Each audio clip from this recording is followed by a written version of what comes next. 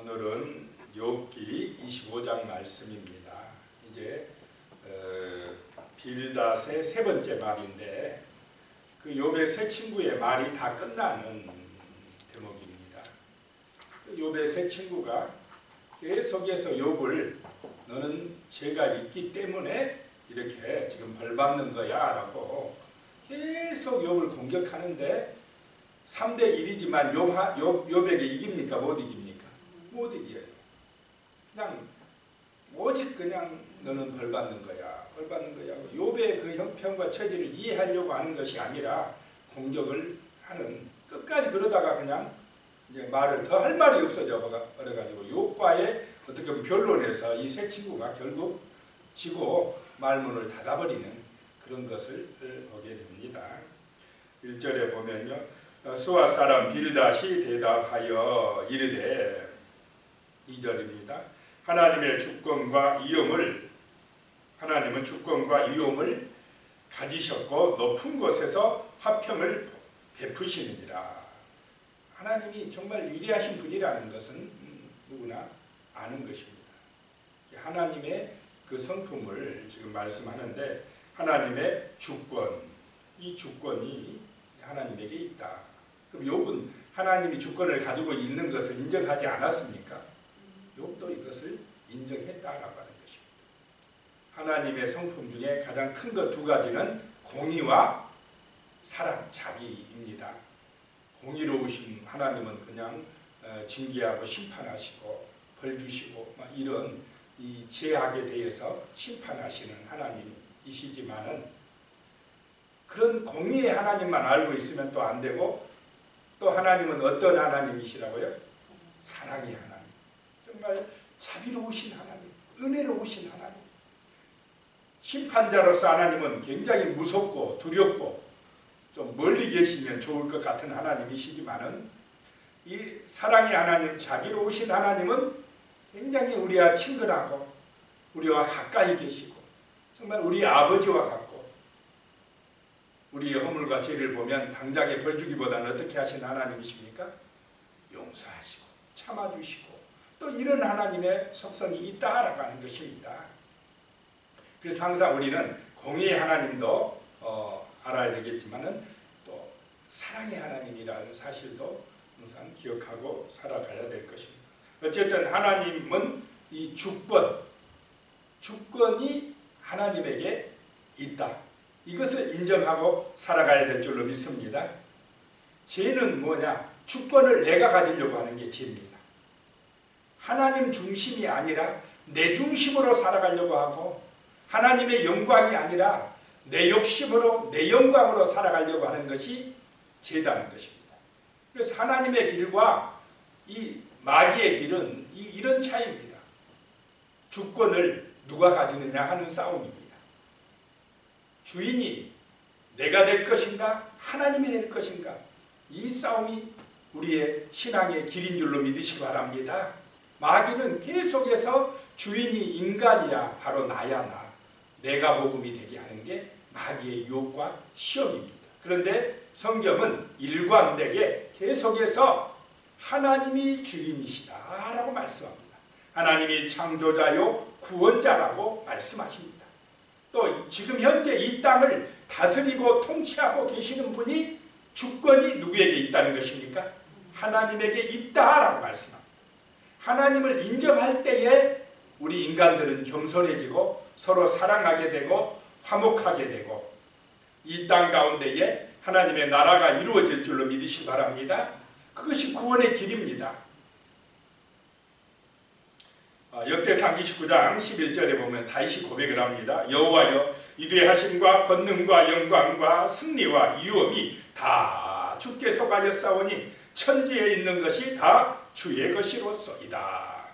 여호와여, 주권도 주께 속하였사오니 주는 높으사 만물의 머리이시니이다 라고 말씀을 하고 있습니다. 다윗은 이스라엘의 왕입니다. 권력자입니다. 재산도 많았습니다. 그런데 그런 권력자가, 왕이 자칫하면 교만해지고 자기의 권세를 위하여 자기 욕심대로 살 수가 있지만 철저하게 누구를 주인으로 인정합니까? 하나님을 주인으로 인정한다는 것입니다. 이런 신앙이 우리에게 있어야 됩니다.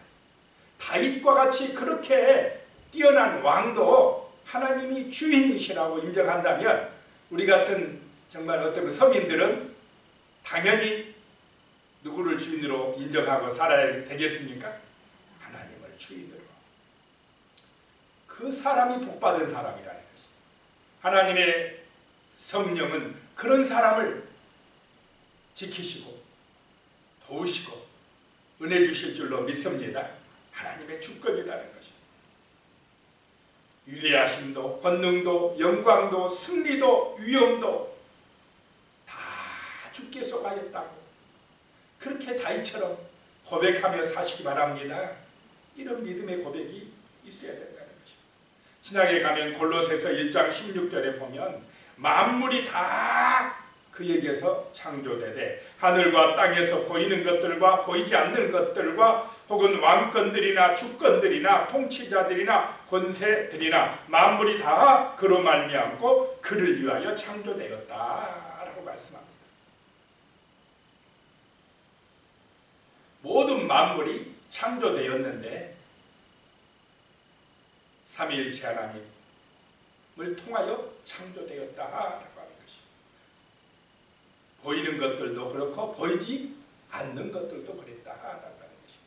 사람들이 지금 문제는 뭐냐면 눈에 보이는 것들만 있다고 생각하는 것이 착각입니다. 보이는 것이 다라고 생각하고 보이는 것 자랑하려고 보이는 것 그거 많이 가지려고 하지만은 보이는 것이 영원합니까? 보이지 않는 것이 영원합니까? 보이지 않는 육신, 우리 눈에 보이는 육신은 나그네와 같고 세월이 지나면 결국 죽어서 흙으로 돌아가게 되지만 우리의 영혼은 죽지 아니하고 보이지 않는 영혼은 죽지 아니하고 하나님의 나라에 천국에 가야 될 줄로 믿습니다. 그래서 하나님의 주권을 인정하고 하나님을 아버지라고 고백하는 믿음의 사람들의 영혼은 천국에 갈 수 있지만은 하나님이 주인이라는 걸 인정하지 아니하고 육신만을 위하여 자기가 주권을 가지고 있는 사람들은 저 새하늘과 새 땅에 들어갈 수가 있습니까? 없습니까? 없다라고 하는 것입니다. 이건 하나님의 주권을 인정하지 아니하고 내가 주인 노릇하고 살았기 때문에 심판대 앞에 섰을 때에 그 사람은 죄값을 누가 받아야 됩니까? 자기가 받아야 된다라고 하는 것입니다. 참 이 진리를 안 믿고 있는 하나님의 그 주인 되심을 인정하지 않는 사람들은 참 불행한 사람들이다라고 하는 것입니다. 그래서 하나님은 주권도 가졌고 위엄을 가지셨고 높은 곳에서 화평을 베푸시느니라. 사람들이 하나님을 인정할 때에 화목하게 될 줄로 믿습니다. 하나님을 경외할 때에 서로 사랑하게 되어진다라고 하는 것입니다. 그렇지 아니하고 자기가 주인이라고 생각할 때에 사람들은 욕심이 끝이 없고 서로 싸우고 시기하고 질투하고 분쟁하면서 세상이 악해지고 만다라고 하는 것입니다.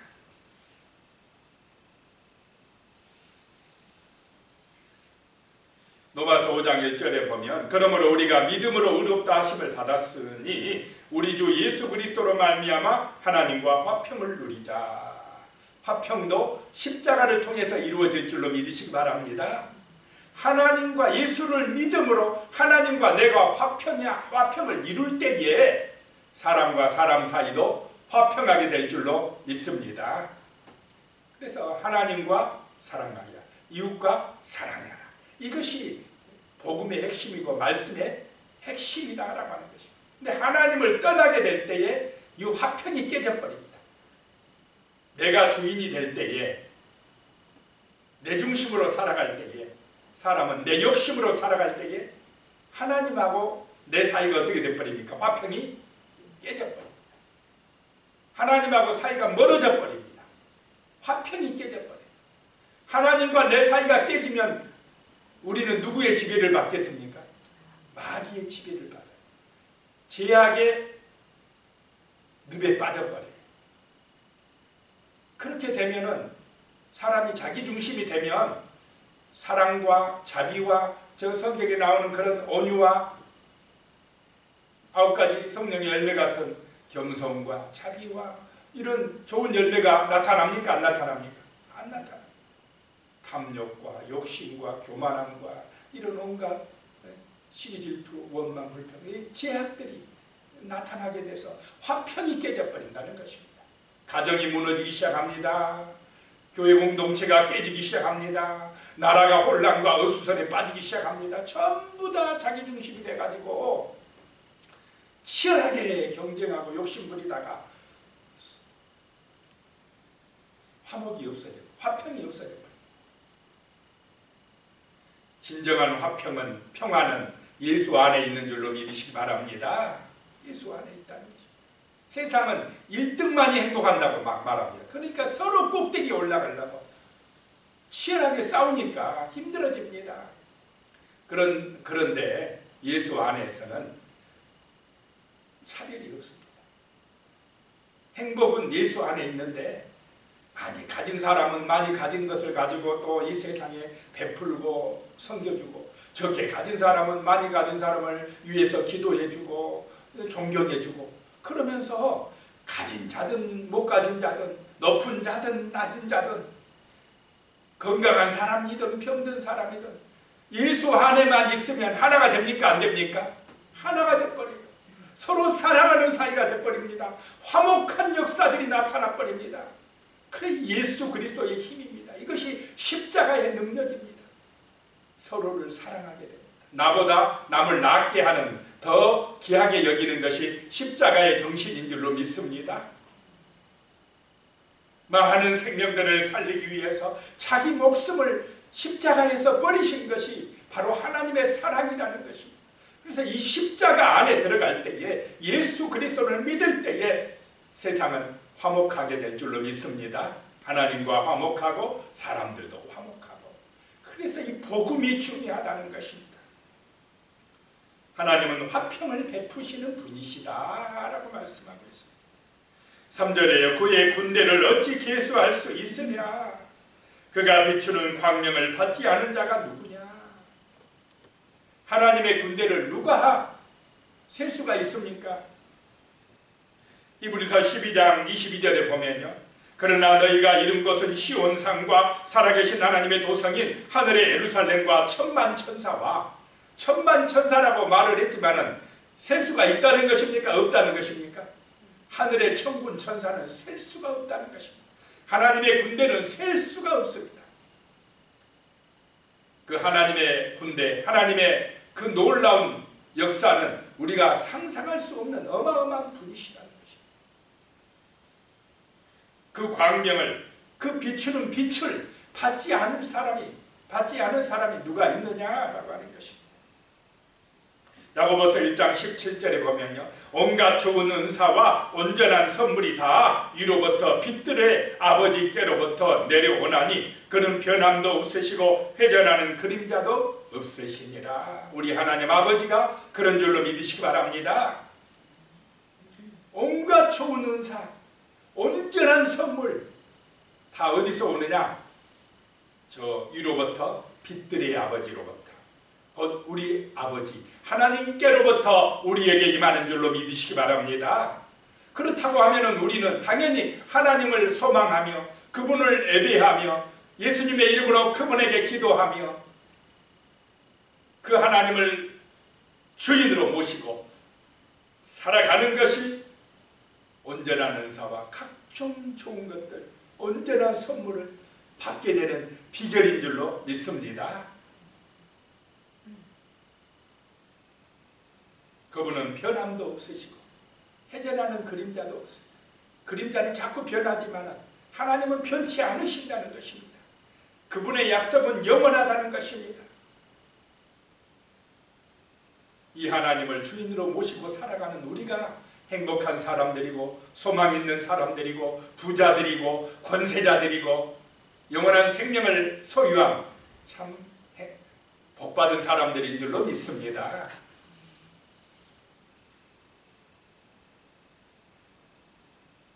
이런 하나님에 대해서 지금 빌닷이 이야기를 하고는 4절에요.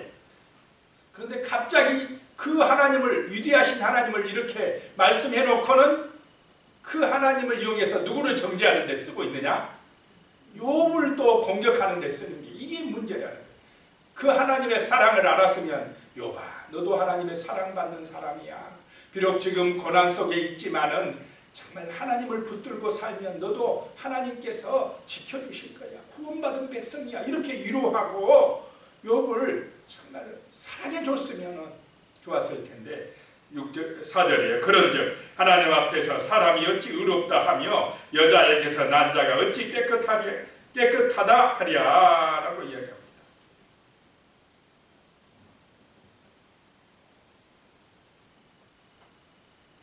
욥, 너 이런 하나님인데 너 언제 잘난 체해? 너 어찌하여 죄가 없다고 그래? 깨끗하다고 그래? 이러면서 욥을 지금 공격하고 있습니다. 5절에요. 보라, 그의 눈에는 달이라도 빛을 발하지 못하고 별도 빛나지 못하거든. 그랬습니다. 그 위대하신 하나님 앞에서는 달이라도 빛을 잃어버리고 저 별들도 빛나지 못하겠거든.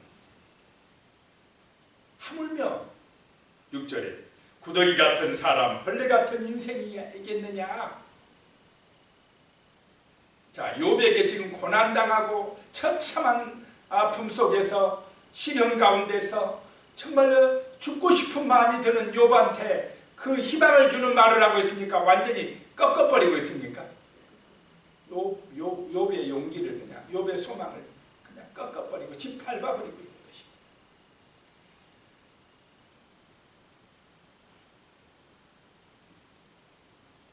아까도 말씀드렸지만 하나님의 그 위대하심, 공의로운 면만을 보고 있고 그 자비하심을 보지 못하고 있다는 것입니다. 하나님은 이렇게 크신 분인데, 위대하신 분이신데, 그런 하나님이 앞에서 우리 인생은 어떠냐? 구더기 같고 벌레 같다라고 하는 것입니다. 자, 그런데 하나님은 그 우리 인간들, 죄 많은 인간들이고 구더기 같은 인생들이고 정말 벌레 같은 인생들, 하나님이 보실 때 그런다 할지라도 하나님은, 우리 인간은 누구의 형상을 따라 창조되셨습니까? 하나님의 형상을 따라 창조됐습니다.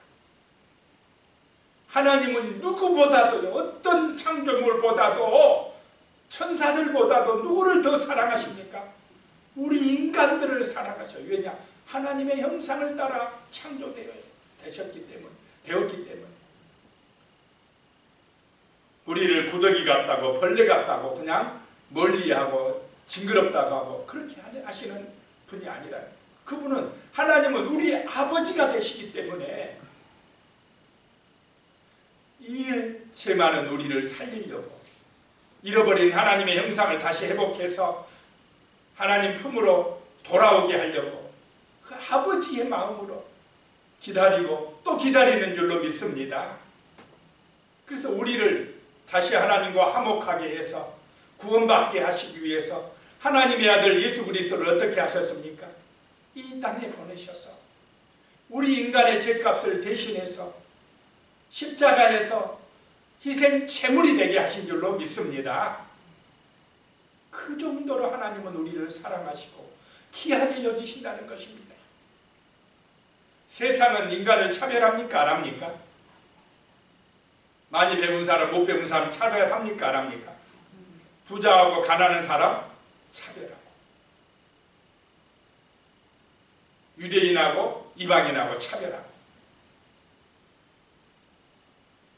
백인하고 흑인하고 은근한 차별이 있습니까? 없습니까? 차별이 있고, 이렇게 차별해요. 잘 사는 나라 사람, 못 사는 나라 사람 차별해요.